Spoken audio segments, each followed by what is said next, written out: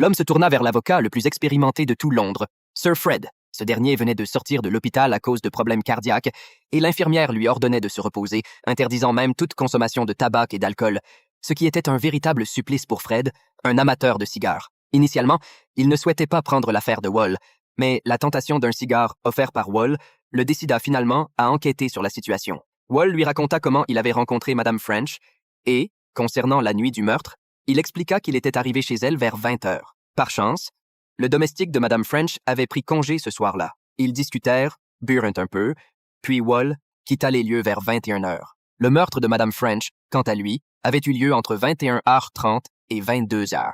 Bien que Wall ait eu amplement le temps de commettre le crime, il affirma fermement qu'il n'avait pas tué la femme. Après l'avoir écouté, Sir Fred lança une question cruciale, avant de lui demander pourquoi il avait caché à Madame French qu'il était marié. Wall s'empressa de répondre qu'il avait effectivement agi par intérêt, mais qu'au fond, son objectif était simplement d'obtenir un investissement pour son batteur à eux. En observant l'insistance de Wall à expliquer sa position, Sir Fred sortit soudainement ses lunettes et les dirigea sur lui. C'était une méthode unique de test qu'il utilisait. Après avoir observé les micro-expressions de Wall pendant un moment d'échange tendu, Fred conclut que Wall ne mentait pas. Après tout, Wall avait un besoin urgent de l'investissement de Madame French et n'aurait aucune raison de tuer la femme qui pouvait lui fournir cette aide financière. Cependant, la seule personne capable de prouver que Wall était chez lui à 21h26, avant que Madame French ne soit tuée, était sa femme. Mais le juge ne croirait jamais le témoignage d'une femme amoureuse de son mari. À ce moment-là, l'assistant de Fred entra dans le bureau et annonça une nouvelle choc. Il s'avéra que Madame French avait modifié son testament avant de mourir